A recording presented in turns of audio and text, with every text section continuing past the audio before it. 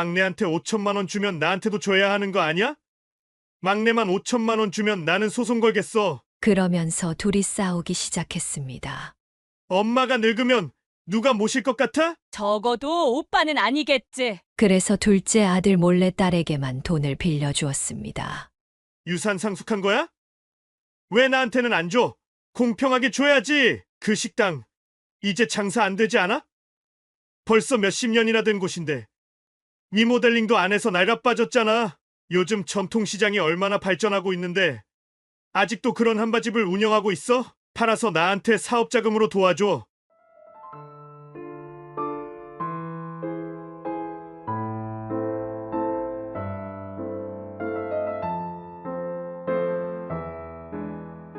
사연을 듣고 난 후 각자의 의견을 댓글로 남겨주시기 바랍니다. 사소한 댓글이라도 사연자분에게 큰 힘이 될 수 있습니다. 각색될 수 있고 사연자분의 입장에서 구성될 수 있습니다. 송인숙 여사님은 요양병원에서 홀로 지내고 있는 70대 노인입니다. 인생살이가 참 더섭다지만 혼자 요양병원에서 있으니 마음 한구석이 시릴 수밖에 없었습니다. 송인숙 여사님도 처음부터 이리 외롭게 살지는 않았습니다. 북적한 가족들과의 저녁 식사도 있었고 아이 손을 잡고 새 옷을 사던 시절도 있었습니다. 그럼 지금부터 송인숙 여사님의 사연을 시작하겠습니다. 믿기지 않으시겠지만 송인숙 여사님에게는 자식이 셋이나 있었습니다. 각자 2살 터울인 듬직한 아들 둘과 곱디고 온 딸 하나가 있었습니다. 남편과의 금슬이 좋았던 덕분에 없는 살림에 무리해서 자식을 셋이나 낳고 살 정도로 행복했습니다. 자식들이 아프면 병원에 바로 데리고 갈 수 있었고, 자식들이 뭘 필요로 하면 바로 사줄 수 있는 형편이 되었습니다. 첫째 아이가 10살이 되었을 때까지 가족은 늘 행복했습니다. 동생들을 챙기는 첫째와 개구진 둘째, 그리고 애교 많은 막내까지 하루가 짧게 느껴질 정도로 아이들만 보고 있으면 시간 가는 줄 몰랐습니다. 가족의 사이는 정말 좋았고 남들이 모두 인꼬 부부 사이에서 태어난 강아지 같은 아이들이라며 부러워했습니다. 주말마다 웃음이 끊이지 않는 집을 기웃거리는 동네 주민들까지 있었으니 말 다 했죠. 그런데 행복은 평생 가지 못했습니다. 첫째 아이가 10살이 되던 그해 겨울, 갑자기 남편이 심장마비로 세상을 떠나게 되었습니다. 아무런 예고 없이 찾아온 심장의 정지는 가족의 행복도 정지시키고 말았습니다. 아이들은 아빠의 부재를 실감하지 못했고 송인숙 여사님은 남편의 목까지 책임져야 하는 무거운 어깨를 가지게 되었습니다. 아빠가 멀리 일하러 간 것이라 생각하는 아이들은 밤마다 아빠와 통화를 하게 해달라며 보채곤 했습니다. 엄마, 아빠 언제 와요? 아빠랑 통화하고 싶어요. 그럴 때마다 아이들에게 눈에 힘을 주며 큰 소리를 내야 했던 심정을 다들 이해할 수 있을까요? 왜 아빠를 찾는 아이들에게 좋은 말 한마디 못 해주고 화를 내야만 했는지 참 후회가 되었습니다. 하지만 그렇게 해야 아이들이 하루빨리 아빠를 잊고 제 마음을 이해해 줄 것이라 믿었습니다. 아이들 가슴에 아빠라는 존재를 꽁꽁 묻어버리게 하는 짓이라고는 생각하지 못했죠. 다행히도 남편이 심장마비로 죽었지만 보험금을 받을 수 있었고 그 보험금 몇 푼이 아이들의 대학 등록금이라 생각하고 버텼습니다. 송인숙 여사님은 첫째 아이가 10살이었지만 갓 30살을 넘긴 나이였기에 무슨 일이든 할 수 있을 것이라 믿었습니다. 그때부터 생계를 책임지기 위해 발 빠르게 뛰어다녔습니다. 안정이 필요했고 아이들에게도 현실에 적응할 계기가 필요했기 때문이었습니다. 송인숙 여사님이 일을 하고 바쁘게 살아야 아이들도 바쁘게 살 수 있을 것이라 생각했습니다. 세상에 혼자 남겨진 기분이었고 아이들이 은근히 짐 덩어리처럼 느껴져 어떻게든 움직여야만 했습니다. 자리를 잡아야 아이들도 자리를 찾아갈 것이라 믿었던 탓이었습니다. 애들은 점점 크고 돈은 더 들어가니 어떻게 돈을 벌어야 하나 고민하던 찰나에 오랜 동네 친구가 땅을 사 두라고 일러주었습니다. 평택에 있는 땅인데 개발이 될 것이라며 미리 사둬야 싼 값에 많은 이득을 볼 수 있을 것이라고 했습니다. 친구만 믿고 혹해서 땅을 사버렸습니다. 남편이 남겨준 보험금을 탈탈 털어서 평택의 어느 땅인지 기억도 안 나는 임야를 사들였습니다. 당시 평택 땅은 정말 값이 나가지 않았기에 보험금을 탈탈 털어 사면 꽤 많은 평수의 땅을 가질 수 있었습니다. 그때 땅을 직접 보고 샀어야 했는데 오랜 친구가 뒤통수를 칠 거라 생각하지도 못하고 땅을 구매했습니다. 나중에 찾아간 평택 땅은 정말 황무지였습니다.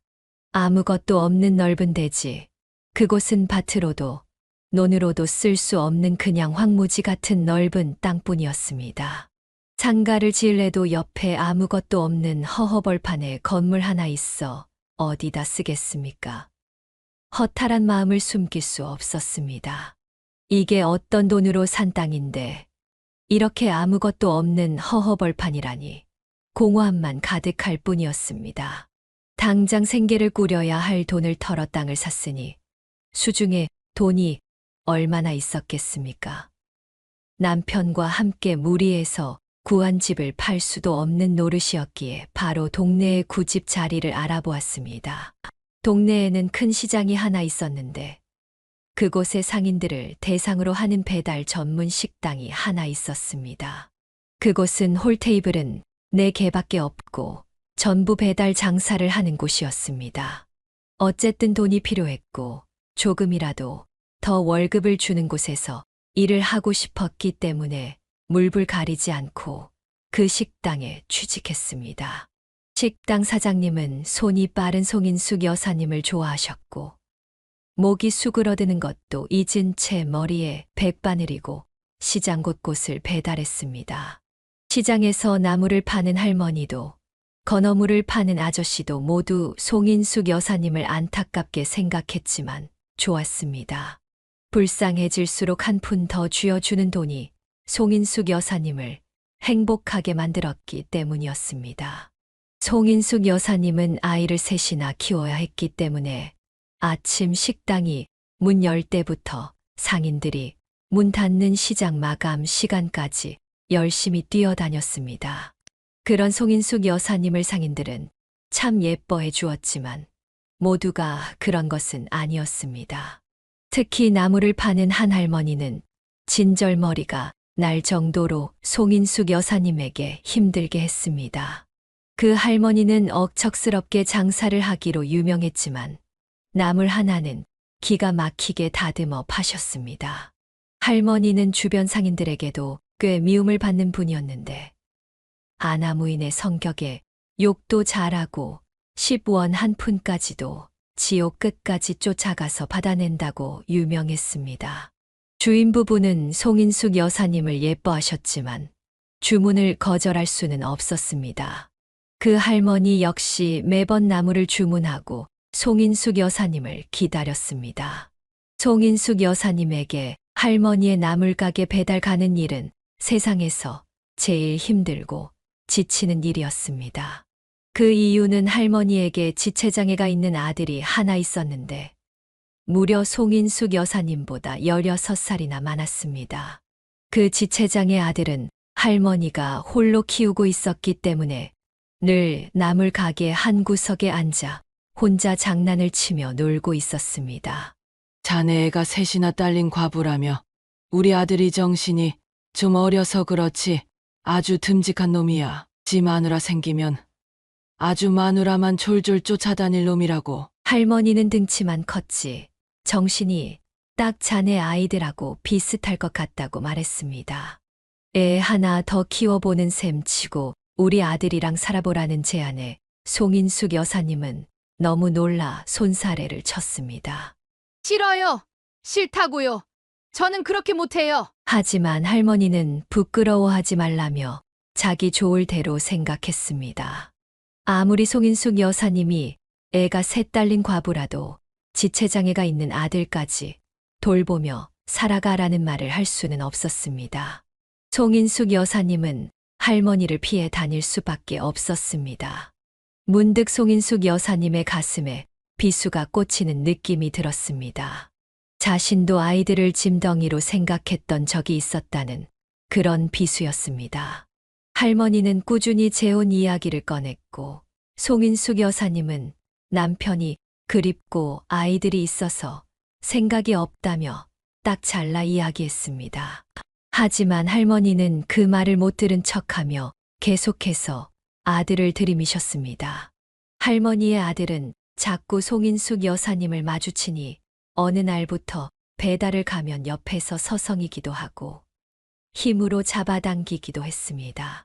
그럴 때마다 송인숙 여사님은 무섭고 소름이 끼쳐 도망가고 싶어 죽을 지경이었습니다. 할머니는 밥값을 미적이며 지불했습니다. 조금이라도 아들과 대화를 해보라는 이유에서였습니다. 제발 그만하세요. 부담스러워요. 송인숙 여사님이 계속해서 싫다며 대꾸했지만 할머니는 콧방 귀만 끼며 돈이 없어서 식당 배달일을 하는 주제에 눈이 너무 높아서 큰일이야. 라고 말했습니다. 결국 송인숙 여사님은 식당 주인에게 이야기를 했지만 돌아오는 대답은 뻔했습니다. 주문이 들어왔는데 거절할 수는 없잖아. 송인숙 여사님은 그 뒤로 더욱 단단히 정신을 차리고 배달을 다녔습니다. 혹여라도 할머니의 아들이 무섭게 군다면 중요 부위라도 발로 차고 눈이라도 찔러서 도망쳐야겠다고 생각했습니다. 그러던 어느 날 할머니가 송인숙 여사님에게 이야기했습니다. 작작 좀 튕기고 우리 아들 이제 좀 받아줄 때가 되지 않았나? 애가 셋 딸린 과부 주제에 뭘 자꾸 도망가고 앉았어? 송인숙 여사님은 나물 할머니가 자꾸만 아들과 엮으려는 심사님을 알고 있었습니다. 어느 날 할머니는 송인숙 여사님에게 건물을 올려주겠다는 말까지 꺼냈습니다. 주변 이야기를 들어보니 할머니도 아들 치료비로 돈이 많이 나가는 상태라 건물 같은 건 올리지도 못했음을 알게 되었습니다. 송인숙 여사님을 속이며 어떻게든 아들과 엮으려는 심산이었던 것입니다. 할머니는 끊임없이 건물을 올려줄 거라며 송인숙 여사님을 유혹하려 했습니다. 그러나 송인숙 여사님이 넘어가지 않자 할머니는 점점 조바심이 난 눈치였습니다. 할머니는 우리 아들이 자네를 색시로 생각하고 있다네. 라고 미친 소리까지 내뱉었습니다. 송인숙 여사님은 할머니에게 소리쳤습니다. 도대체 왜 이러세요? 저는 죽어도 싫다고 했잖아요. 너무 소름 끼쳐요. 큰 소리로 거절하자 지체장애가 있는 아들은 힘껏 움츠러들었고 할머니는 씩씩거리며 소쿠리를 던지려고 했습니다. 그때 옆 가게의 건어물 가게 사장님이 할머니에게 소리쳤습니다. 할매, 노망났어. 왜 자꾸 싫다는 사람한테 저 등신을 들이밀어? 할매나 평생 저 등신 수발 들면서 살아. 애꿎은 사람한테 자꾸 떠넘기려고 하지 말고. 할머니는 건어물 가게 사장님과 싸우려고 하며 송인숙 여사님에게 애 셋이나 딸린 거 받아주겠다는데 고상한 척 튕기고 앉아있냐? 흘겨보았습니다. 건어물 가게 사장님은 송인숙 여사님에게 그냥 무시하고 가요. 이제 더 이상 배달 오지 마시고요. 송인숙 여사님도 알겠다고 하고 떠났습니다.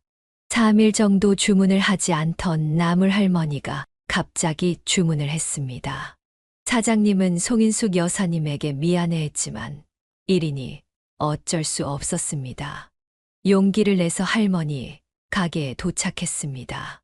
할머니는 화장실을 간 것인지 소쿠리 안에 음식값이 들어 있었습니다. 송인숙 여사님은 돈을 챙기고 음식을 내려놓으려 했는데 할머니의 아들이 불쑥 나타나 송인숙 여사님을 힘으로 끌고 갔습니다. 너무 놀란 송인숙 여사님은 소리도 못 지르고 질질 끌려갔습니다. 가게 문 일부가 셔터에 내려가 있었는데 그 안쪽으로 밀어 넣었습니다. 그제야 송인숙 여사님은 두려움을 느꼈습니다. 순간 할머니가 일부러 자리를 비운 것 같다는 생각이 들었습니다. 필사적으로 아들을 발로 차며 소리쳤습니다. 살려주세요. 도와주세요. 소리치니 바깥에는 잘 들리지 않는 것 같았습니다. 목이 쉬어라 계속 소리쳤고 나중에는 눈물까지 났습니다. 아들은 아무 말도 않고 죽죽 힘만 써대어 도망다니고 발버둥 치는 것도 한계가 있음을 알았습니다. 그때 건어물 가게 사장님이 가게 안쪽이 소란스러워서 오다가 송인숙 여사님의 소리를 듣고 아들의 뒤통수를 때렸습니다. 깜짝 놀란 할머니의 아들이 건어물 가게 사장님을 째려보자 사장님은 큰 소리로 외쳤습니다. 어디 지네 엄마한테 못된 것만 저 배워서 이따위 짓을 하냐? 건어물 사장님은 동네 사람들에게 이 집 피해 다니라고 고래고래 소리쳤습니다. 그러자 음식값을 시켜놓고 나타나지도 않던 나물 할머니가 헐레벌떡 뛰쳐나왔습니다. 아니, 무슨 그런 소리 하고 다녀요? 건어물 가게 사장님과 싸우기 시작했습니다. 송인숙 여사님은 그제야 확신했습니다. 할머니가 이 모든 일을 꾸며놓고 일부러 나타나지 않았다는 것을 말입니다. 송인숙 여사님은 서러움에 엉엉 울며 가게로 돌아왔습니다. 송인숙 여사님이 배달을 가서 돌아오지 않자 걱정했던 사장님 부부는 송인숙 여사님의 꼴을 보고 깜짝 놀랐습니다. 그러더니 미안하다며 진심으로 사과하며 배달일에서 빼주고 주방일로 바꿔주었습니다. 다행히도 인원을 더 뽑으려고 했기에 주방에서 일을 해주는 게 좋겠다고 했습니다. 며칠 뒤 나물 할머니가 가게까지 찾아와 이를 어찌 일이 크게 만드냐며 적반하장으로 굴었습니다. 그냥 우리 아들이랑 결혼하면 됐잖아. 가게 사장님은 할머니에게 소금을 뿌리며 소리쳤습니다. 노망난 할매, 주문 안 받아줄 거야. 아들을 보호소에 보내던지 하라고. 주변 상인들은 모두 송인숙 여사님의 편을 들어주었습니다. 그 뒤로 주방에서 송인숙 여사님은 음식을 만들기 시작했습니다. 처음에는 외워야 할 레시피가 많아 힘들었지만 적응하니 안 보고도 술술 만들어낼 수 있었습니다. 식당 일이 끝나면 항상 남은 반찬들을 싸주시는 사장님 부부 덕에 아이들 먹일 반찬과 밥을 넉넉히 챙길 수 있었습니다. 사장님 부부는 자주 배려를 해주셨습니다. 아이들의 소풍날이나 운동회 날에도 송인숙 여사님이 아이들 도시락을 쌀 수 있도록 가게의 주방을 내어주셨습니다. 송인숙 여사님의 아이들이 가게에 놀러오면 손에 꼭 1,000원이라도 쥐어주던 사장님 부부 덕에 아이들은 배고를 일 없이 든든하게 자랐습니다. 과외나 학원에는 못 보냈지만 아이들은 스스로 공부를 잘해 주었습니다. 주변 사람들은 자식 농사를 잘 지었다고 칭찬했습니다. 우리 남편 닮아서 똑똑해요. 라고 대꾸하면 아직도 남편 타령이냐? 라고 핀잔을 주는 사람들도 있었지만 대부분은 송인숙 여사님을 대견하게 보았습니다. 시간이 흐르고 흘러도 송인숙 여사님은 항상 제자리를 지키며 음식을 만들었습니다. 적어도 막내가 20살이 될 때까지만이라도 일을 해야 밥을 마음껏 먹일 수 있을 텐데 하는 마음에서 버텨냈습니다. 손에 화상을 입고도 식당 일을 했고 술 취한 취객이나 상인들이 송인숙 여사님을 힘들게 해도 아이들을 생각하며 버텼습니다. 아침에 아이들 셋이 알아서 양치질을 하고 옷을 입고 가방을 챙겨 학교에 다녀오고 집에 돌아와 시간을 보내며 공부하고 저녁밥은 아침에 차려둔 차갑게 식은 밥을 아무런 불평 없이 먹고 송인숙 여사님이 퇴근해서 돌아오면 그제서야 씻고 자는 아이들을 보며 송인숙 여사님은 눈물을 꾹 참으며 버텼습니다. 송인숙 여사님은 남편을 일찍 보냈다는 이유로 그렇게 버텨야만 했습니다. 송인숙 여사님은 둘째 아이가 고등학교 3학년이 될 때까지 10년을 식당에서 일했습니다. 아이들이 중고등학생이 되자 정말 힘들어졌습니다. 사춘기가 심한 아이들은 엄마가 해준 게 뭐냐는 이야기를 서슴없이 내뱉기도 했고, 돈이나 내놓으라며 날강도 짓을 하기도 했습니다. 한창 사랑이 필요한 시기에 송인숙 여사님은 돈을 번다는 이유로 바빴기에 아이들이 엄마에게 낯을 가려도 어쩔 수 없었습니다. 송인숙 여사님은 그런 아이들에게 회초리도 들어보고 달래보기도 했지만 쉽지 않았습니다. 점점 커진 아들 둘은 송인숙 여사님에게 대면대면하게 굴었고, 막내딸은 살갑게 대하고 싶어 했지만 머뭇거렸습니다. 송인숙 여사님은 아이들을 키워내기 위해 어쩔 수 없는 선택이었다고 스스로를 변호할 수밖에 없었습니다. 둘째 아이의 수능이 가까워진 어느 날, 송인숙 여사님은 식당을 인수받게 되었습니다. 사장님 부부는 식당 일을 하면서 돈을 많이 벌었다며 이 자리를 이 가격에 주기 쉽지 않다고 했습니다. 송인숙 여사님도 매출이 잘 나오는 것을 확인했고, 사장님이 외국으로 떠나 자식들과 살기 위해 정리하는 것을 보니 혹하게 되었습니다. 그래서 아들의 대학 등록금을 모아두었던 적금을 깨서 식당을 인수했습니다. 어차피 돈은 벌면 된다고 생각했던 것이었습니다. 첫째 아들은 군대에 갔습니다. 송인숙 여사님이 식당을 인수하느라 돈을 썼기 때문에 군대에 가서 돈이라도 모아오겠다는 말을 남기고 떠났습니다. 홀로 훈련소에 도착했다며 전화가 왔을 때는 정말 가슴이 미어지는 기분이 들었습니다. 아들은 덤덤하게 엄마, 돈 많이 벌어두세요. 군대에서 착실하게 모아올게요. 대한민국 남자들은 누구나 가는 거예요. 라며 오히려 송인숙 여사님을 안심시켰습니다. 그러면서서 그동안 말도 안 듣고 엇나가서 죄송해요. 라고 했습니다. 송인숙 여사님은 우리 아들 어디에 내놔도 자랑스럽고 든든해. 라고 대답했습니다. 첫째 아들이 대학 등록금이 부담스러워 군대에 떠나고, 둘째 아들도 대학에 합격했습니다. 둘째 아들이 군대에 갈 때 첫째 아들은 제대를 했고, 막내딸도 대학에 들어갔습니다. 모두 서울에 있는 학교에 다니며 자취비용이 들지 않았고, 장학금도 근근히 챙겨와 부담되지 않았습니다. 송인숙 여사님이 인수한 식당은 여전히 잘 되었고, 돈 걱정 없이 성인이 된 아이들을 지원할 수 있었습니다. 송인숙 여사님은 장사를 하며 현금을 쓸어 모았습니다. 시장 특성상 현금 거래가 많았기 때문이었습니다. 첫째 아들은 대학을 졸업하고 공무원 시험에 합격했고, 둘째 아이도 대학을 졸업했습니다. 막내도 졸업을 앞두고 취업 준비를 하고 있었습니다. 그런데 첫째 아들이 어느 날부터 송인숙 여사님과 말을 섞지 않기 시작했습니다. 송인숙 여사님은 사춘기 시절의 기억이 떠올라 조금 무서워졌습니다.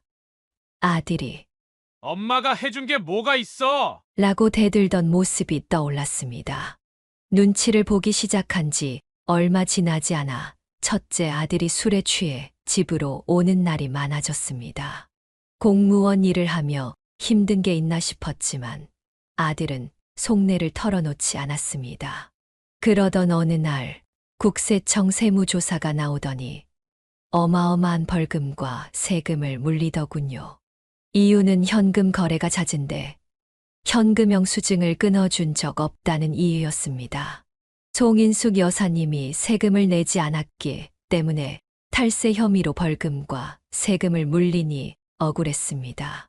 송인숙 여사님은 앞으로는 꼬박꼬박 할게요. 용서해 주세요. 라고 몇 번이고 용서를 구했지만 호락호락하지 않았습니다. 이전 사장님도 똑같이 장사했는데 왜 자신에게만 이러는지 이해할 수 없었습니다. 그러나 일이 거기서 끝나지 않았습니다. 탈세는 송인숙 여사님이 했지만 첫째 아들에게도 꼬리표가 따라붙기 시작했습니다. 탈세 혐의를 받자 세금 업무를 보던 첫째 아들은 근무하던 곳에서 엄청난 압박을 받았습니다. 결국 버티지 못하고 그 귀한 공무원 자리를 내려놓고 허구한 날 집에서 술만 마시며 송인숙 여사님을 원망하며 시간을 보냈습니다. 첫째 아들은 엄마 때문에 근무지에서 버틸 수가 없었어요. 왜 탈세를 했어요? 라고 울면서 말했습니다. 송인숙 여사님은 할 수 있는 말이 없었습니다. 할 수 있는 일이란 아들에게 매일 아침 술값을 쥐어주고 출근하는 것뿐이었습니다.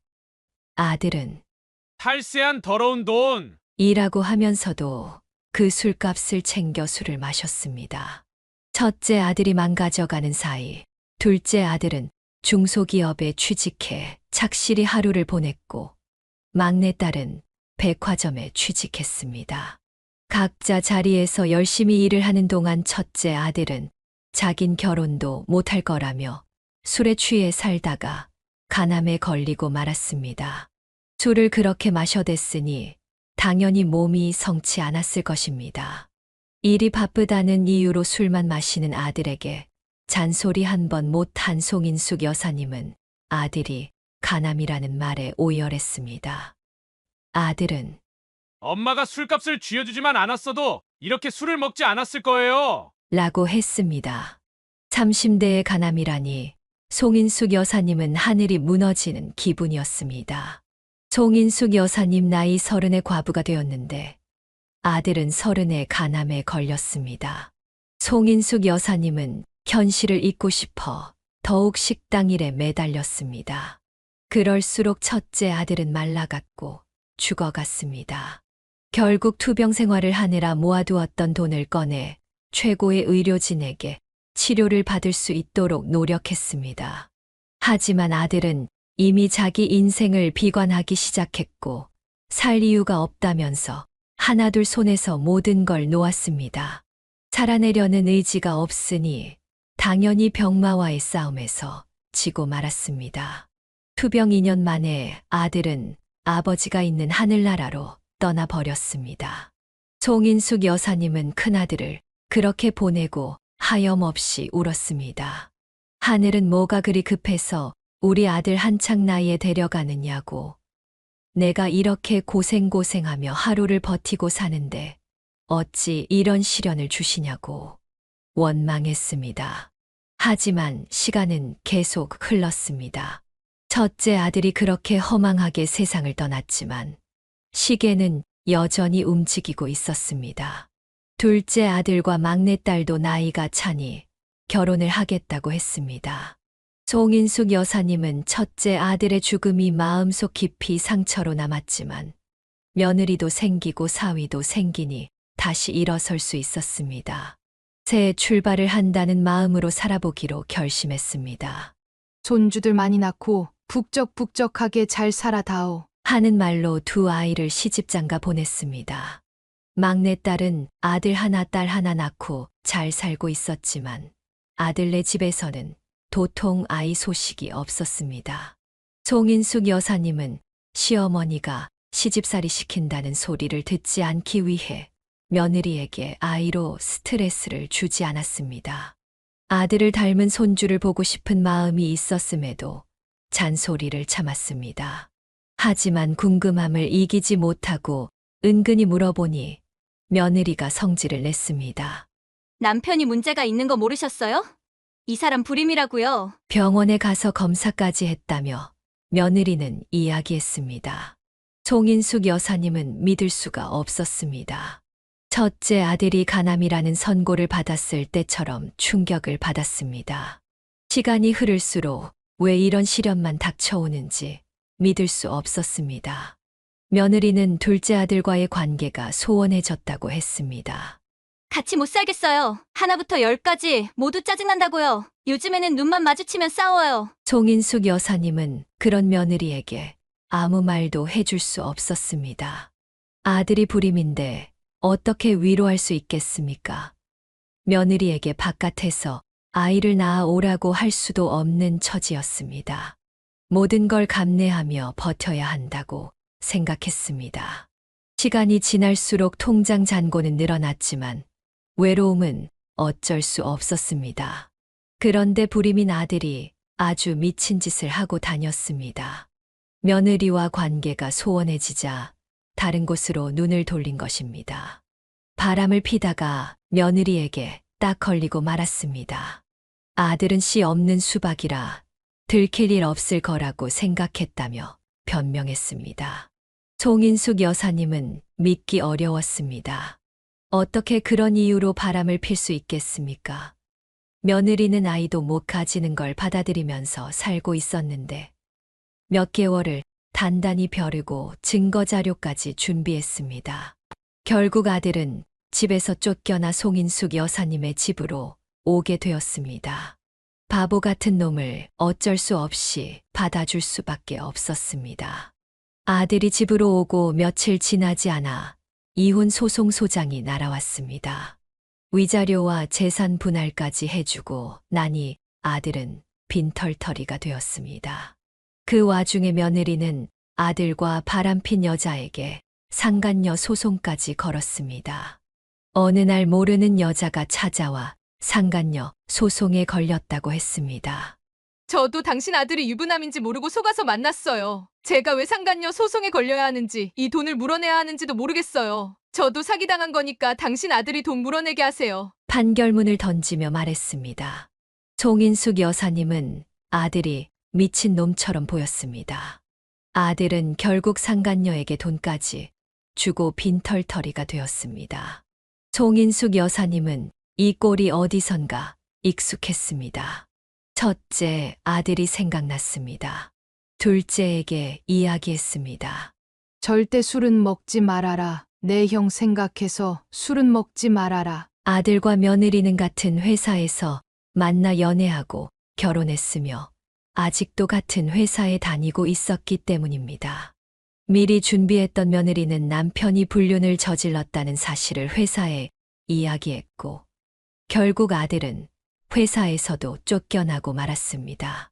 모든 걸 다 잃어버린 아들은 망연자실할 수밖에 없었습니다. 퇴사 명령을 받고 퇴직금 몇 푼 챙겨 나온 아들은 집 밖으로 나오길 거부했습니다. 송인숙 여사님은 아들에게 식당 일이라도 도우며 살라고 했지만 아들은 들은 척도 하지 않았습니다. 송인숙 여사님도 힘들었던 시절이 있었기에 아들 스스로 알을 깨고 나오기를 기다려주기로 했습니다. 막내딸은 여전히 백화점에서 일하고 있었지만 애를 둘이나 낳고 워킹맘으로 사는 게 쉽지 않다며 고민을 하고 있었습니다. 큰아들이 죽은 지 1년도 지나지 않아 둘째까지 사고를 친 마당에 막내딸이 송인숙 여사님에게 돈을 빌려달라고 했습니다. 송인숙 여사님은 이미 탈세 때문에 세금을 나눠서 내고 있는 중이라 큰돈을 내어줄 만한 상황이 되지 않았습니다. 그래서 딸에게 솔직하게 말해달라며 얼마가 필요하고 어떤 일 때문인지 물어봤습니다. 딸은 우물쭈물하며 실토했습니다. 사실은 남편 몰래 빚이 좀 있어서 그래요. 돈 좀 빌려주세요. 아니, 사위 몰래 빚을 질 일이 뭐가 있어? 사위가 돈을 안 벌어다 주는 것도 아니고 애들 키우면서 빠듯한 것도 아니지 않니? 엄마, 그냥 돈 좀 빌려주면 안 돼요? 엄마 현금 쓸어 담는다고 소문났던데 그거 세금도 나눠서 내는 거잖아. 나 진짜 급하단 말이야. 뭐 때문인지 정확하게 모르는데 내가 다짜고짜 빌려줄 순 없다. 백화점에서 일하면서 명품을 얼마나 많이 보는지 알아요? 다들 하나씩 명품백 하나 들고 있는데 나만 없더라. 그게 너무 초라해서 몇 개 샀어. 근데 돈이 없어서 대출받아서 샀어. 딸이 하는 말은 정말 충격적이었습니다. 사치에 눈이 멀어 대출을 받아 명품백을 샀다는 것이었습니다. 송인숙 여사님은 그게 변명인 줄 알았지만 잔소리할 경황이 없었습니다. 남들과 비교하며 그들은 하나씩 있는데 나만 없어서 샀다는 말 자체가 너무 어이가 없었습니다. 송인숙 여사님은 딸아이에게 말했습니다. 그들은 그들의 형편대로 맞춰서 사는 것이고 너는 너대로 살아야지. 그러나 딸은 이미 흥분해 있었습니다. 그러면서 송인숙 여사님에게 딱 5천만 원만 빌려달라고 했습니다.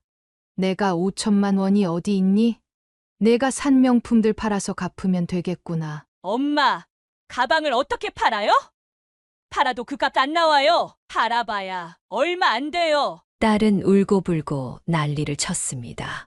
5천만 원만 빌려주면 아무 일 없었다는 듯 살 수 있다면서 제발 한 번만 도와달라고 했습니다. 그때 옆에 있던 아들이 셀쭉 입을 내밀며 말했습니다. 막내한테 5천만 원 주면 나한테도 줘야 하는 거 아니야? 송인숙 여사님은 화들짝 놀라 아들을 쳐다보았습니다. 아들은 큰 소리로 말했습니다. 막내만 5천만 원 주면 나는 소송 걸겠어. 그러면서 둘이 싸우기 시작했습니다.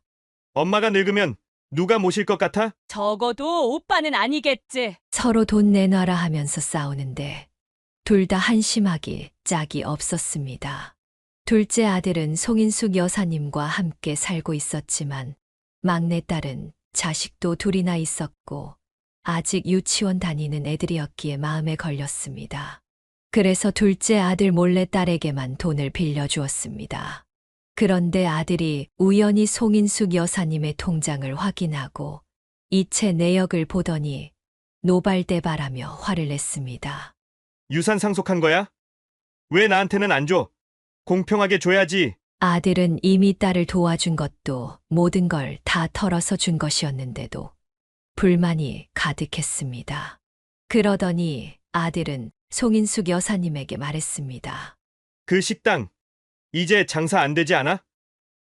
벌써 몇십 년이나 된 곳인데 리모델링도 안 해서 낡아 빠졌잖아. 요즘 전통시장이 얼마나 발전하고 있는데 아직도 그런 한바집을 운영하고 있어. 아들의 말이 틀린 게 하나도 없었습니다. 시장도 현대화되었고 젊은이들도 많이 오는데 송인숙 여사님은 여전히 사장님에게 물려받은 그 모습 그대로 장사를 하고 있었습니다. 아들은 송인숙 여사님에게 가게를 팔아버리라고 종용했습니다. 팔아서 나한테 사업 자금으로 도와줘. 송인숙 여사님은 고민하던 중에 그 자리를 탐내는 사람을 알게 되었고 권리금까지 두둑하게 챙겨서 가게를 정리했습니다. 가게를 정리하는 시원섭섭한 마음이 들었지만 속도 모르는 아들은 기뻐하며 말했습니다. 잘 팔았어. 돈 잘 챙겼어? 아들은 계속해서 사업자금을 빌려달라고 했고 송인숙 여사님은 귀가 아파 결국 5천만 원을 빌려주기로 했습니다. 그런데 아들은 무슨 서류에 사인을 해달라고 했습니다.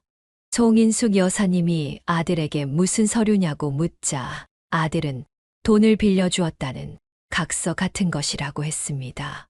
차용증 같은 거니까 걱정 말고 사인 좀 해주세요. 송인숙 여사님은 딸과는 다르게 아들이 정말 갚을 생각인 것 같아 사인을 해주었습니다. 그렇게 아들은 사업을 시작했고 엄청나게 바쁘게 지냈습니다. 시간이 흐르고 평온한 노후를 보내던 어느 날 집에 갑자기 사람들이 쳐들어오더니 남편과 함께 마련한 집에 빨간 딱지를 붙였습니다. 알고 보니 아들이 사인하라 했던 그 서류는 차용증이 아닌 보증 서류였던 것입니다. 아들은 사업 보증으로 송인숙 여사님을 세우고 돈을 다 해 먹고 잠적해 버렸습니다. 연락도 받지 않았습니다. 집은 결국 경매로 넘어가고 오갈 곳이 없어져서 송인숙 여사님은 딸네 집으로 향했습니다. 딸 집 앞에서 배를 누르니 딸이 물었습니다. 여긴 왜 왔어요?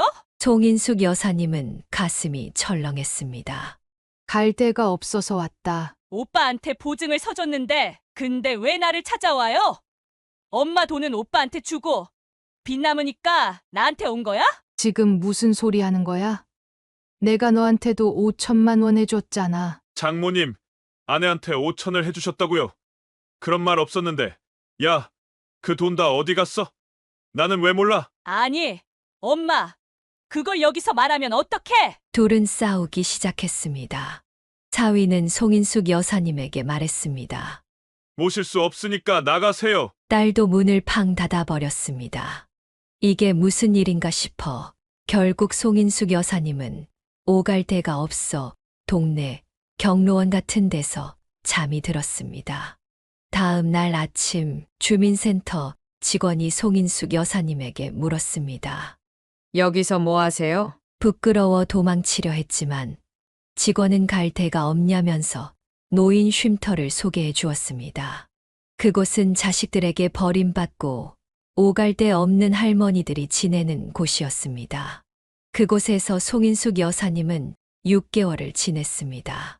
하지만 자식들에게는 연락 한 통 오지 않았습니다. 모든 걸 포기하고 살던 그때 TV 뉴스에서 신도시가 들어온다는 소식을 들었습니다.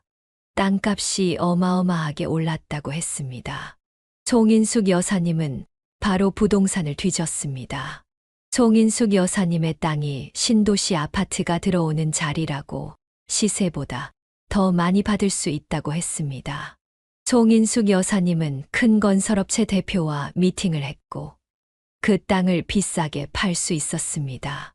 돈이 생긴 송인숙 여사님은 이름으로 되어 있는 빚을 갚고 남편과 함께 살았던 집을 찾아올 수 있었습니다.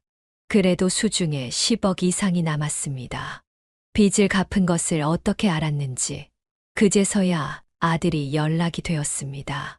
그리고 병원으로 찾아왔습니다. 보자마자 한 이야기는 돈을 달라는 이야기를 했습니다. 송인숙 여사님은 대답했습니다.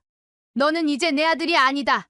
나는 네가 도망간 순간 연을 끊기로 다짐했으니까. 아들은 거품을 물고 달려들었습니다. 송인숙 여사님은 바로 경찰에 신고했습니다. 노인을 괴롭힌다고 신고를 하자 주민센터 직원이 송인숙 여사님이 쉼터에서 몇 개월을 버틴 것을 증언해 주었습니다. 경찰은 송인숙 여사님의 편을 들어주었습니다. 보호자로 딸을 불렀는데 딸은 귀찮다는 듯 소리쳤습니다. 아들은 딸에게 말했습니다. 우리 엄마, 돈 생겼어. 그러자 딸이 갑자기 태도를 바꾸며 돌변했습니다. 이제 내가 엄마 모시고 살게. 그동안 내가 좀 철이 없었지? 엄마는 다 이해해 줄 수 있잖아. 라고 말했습니다. 송인숙 여사님은 소름이 돋아 그간 있었던 모든 일을 경찰에게 이야기하고 접근금지 요청을 했습니다. 덕분에 한 달 동안 접근금지 처리를 받게 되었습니다. 아들과 딸의 배은망덕한 행태에 참을 수 없었던 송인숙 여사님은 이대로 완전히 연을 끊을 생각이었습니다. 남은 재산을 모두 사회에 환원하고 싶은 마음이 굴뚝 같았지만 그래도 피부치라고 아들과 딸이 아른거리곤 했습니다. 그래서 당분간은 지켜보기로 결정했습니다. 송인숙 여사님은 지금 연고도 없는 동네로 내려와 요양원에서 지내며 요양보호사들과 수다도 떨고 만들기도 하고 퍼즐도 하며 시간을 보내고 있습니다. 송인숙 여사님은 자식들을 열심히 키워봤자 소용없다는 것을 깨달았습니다. 물보다 피가 진하다고 하지만 지금 옆을 지켜주는 요양보호사들과 간호사, 그리고 간간히 찾아오는 주민센터 직원이 훨씬 가족 같고 편하다고 했습니다. 가끔씩 아들과 딸은 연락을 해오고 있습니다. 아들, 딸이 배은망덕하지만 한편으로는 힘들어할 자식들 생각에 목이 메인다고 합니다. 송인숙 여사님은 어떻게 해야 할까요? 사연을 듣고 댓글로 의견을 남겨주시기 바랍니다. 사소한 의견일지라도 사연자분에게는 큰 힘이 됩니다. 노골적인 악성 댓글은 사연자분에게 상처가 될 수 있으니 삼가주시기 바랍니다.